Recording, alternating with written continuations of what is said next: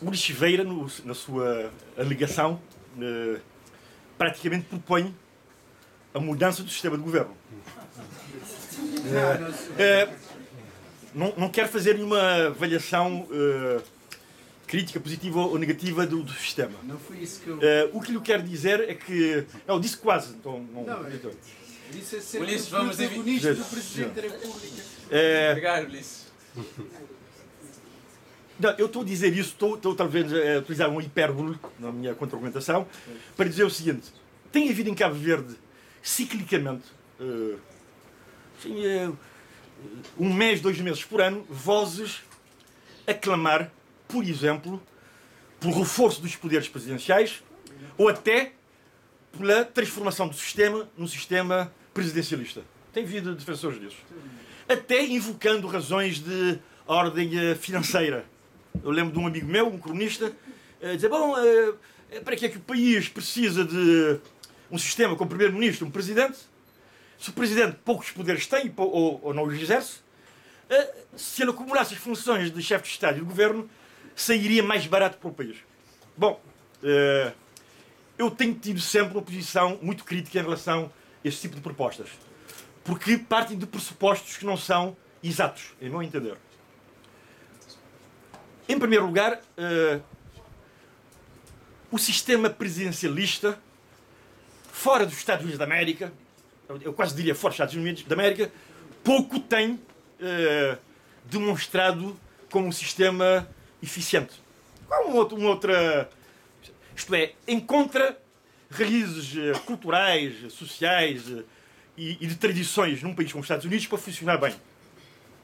Mas se formos à América Latina, ou sobretudo se formos ao continente africano, as experiências são, em alguns casos, dramáticas e, noutros casos, tendencialmente conduzindo para regimes de poder pessoal e, portanto, por regimes autocráticos. E eu, contrariamente a essas vozes, eu entendo que é profilático, que é pedagógico, que em países como os nossos, onde não haja tradição de democracia e de Estado de Direito, que os sistemas de governo são sistemas de equilíbrio e não sistemas de concentração. É claro que o argumento, os sistemas de concentração são mais de acordo com as tradições culturais africanas. Bom, eu não sou sociólogo, não sou estudioso dessas coisas como o Suzano, mas eu sei que há este tipo de discurso, mas que a mim me coloca algum tipo de resistências. Mas, sobretudo, não estou de acordo que não haja poderes relevantes para o Presidente da República no sistema cabo-verdiano. Pode acontecer, não é avaliação de nenhum presidente da democracia até agora, pode acontecer é que, por razões várias que aqui não cabe referir, que os poderes essenciais do Presidente não tenham sido sempre exercidos de facto. Sr. Ulisses Silveira, por exemplo, eu sei que o âmbito da justiça é um âmbito em que, constitucionalmente, o Presidente tem poderes. Portanto, pode intervir, naturalmente, com mais ênfase, em domínios como a política externa e a justiça. Bom, por várias razões. Constitucionalmente, tem poderes de nomeação de órgãos responsáveis na área da justiça e é o representante mais elevado do Estado e da nação, que é diaspórica. E, portanto, tem papel particular nessas duas áreas. Agora, não pode ir, eu penso, sendo eleito, até por razões de conhecer relativamente bem os dois setores, talvez os setores que conheça melhor, evidentemente que, no respeito escrupuloso dos poderes constitucionais, exercer uma gestura de influência nesses setores. E eu tenho feito isso como cidadão e até como candidato na área da justiça. Isto é, tenho um diagnóstico sobre a questão da justiça. Inclusivamente eu trabalhei como profissional nos anos 2001, eu realizei um estudo sobre o estado da justiça em Cabo Verde, terminou com um conjunto de recomendações que agora estão tentando ser implementadas ou executadas. Agora, não sei se isso pode ir ao ponto do Presidente estar a despachar com o Ministro da Justiça. Isto é, não pode estar a invadir as áreas de competência do Governo em matéria de justiça.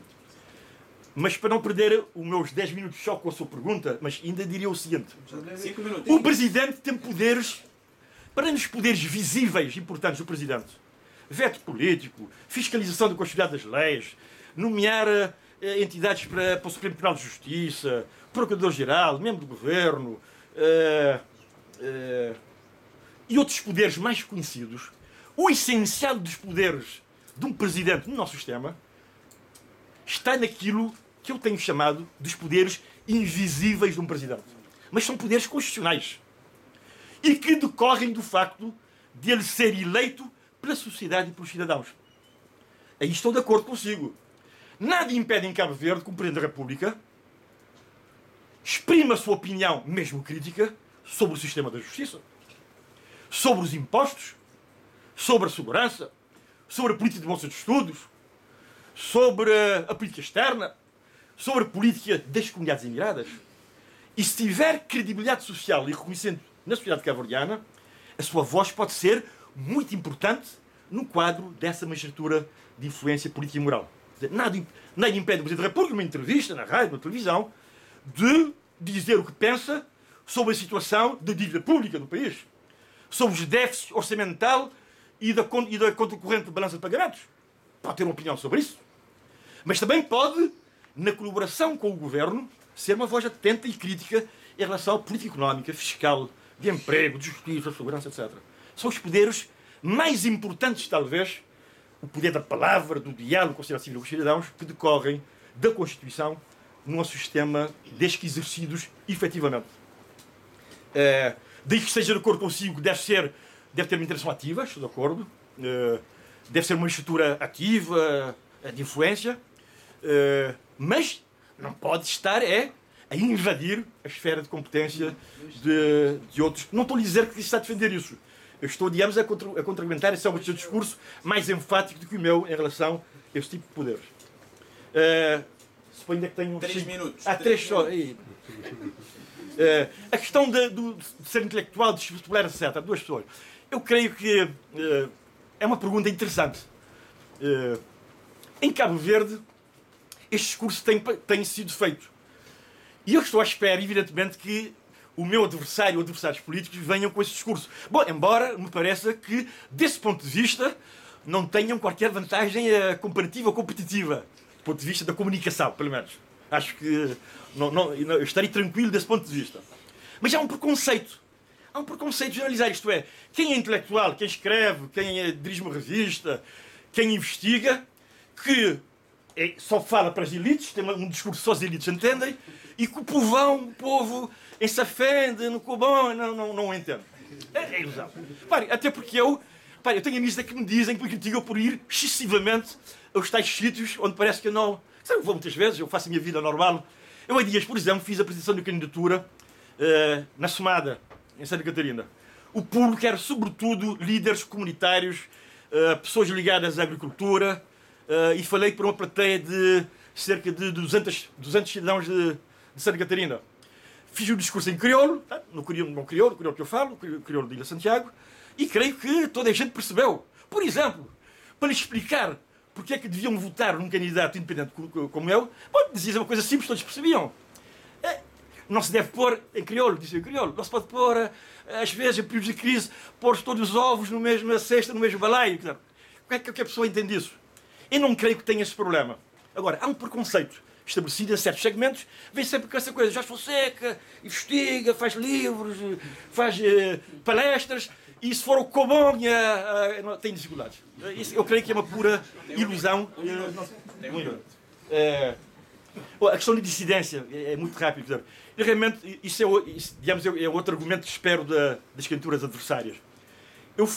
Dissidência do PIGC. Portanto, eu militei no PIGC a partir dos 17 anos e fui dissidente formalmente no dia 6 de abril de 1979. Lembro perfeitamente do dia, uma terça-feira. E decidi porquê. No meio de um movimento de um grupo de jovens, na altura, vários deles, Mário Faustino, José Tomás Veiga, Eugênio Inocêncio, o Euclides Fontes já falecido, Xanon também, meu amigo Xanon também já infelizmente falecido, que foi conhecido como movimento fracionista, trotskista, etc, etc. Mas que no fundo foi um movimento, o primeiro talvez organizado, ou mais ou menos organizado, de contestação e crítica ao funcionamento do regime de partido único, que essas pessoas sofreram consequências na sua vida, até na sua vida pessoal, não é? Eu, nomeadamente, tive que voltar a Portugal, perante outros problemas que tive, mas dizia eu que, historicamente, isso deve ser estudado. Há um autor chamado Fafali Kodaó, um togolês que vive em Bissau, que é um estudioso, um cientista político, que escreveu um livro muito interessante sobre Guiné-Bissau, Cabo Verde, da democracia revolucionária à democracia liberal, que diz mais ou menos isto. Ele vai encontrar no movimento dissidente fracionista, dito fracionista, de 79, pontes, ligações com círculos oposicionistas ao regime de partido único na Europa, na Praia e em Mindelo nos anos 80, sobretudo quando do debate sobre a Constituição, o projeto de Constituição de 80, e vem ligá-lo ao movimento precursor e à formação do próprio MPD.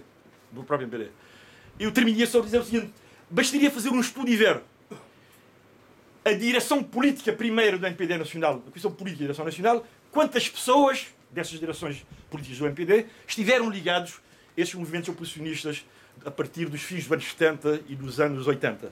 Obrigado. Se quiser, pode intervir depois outros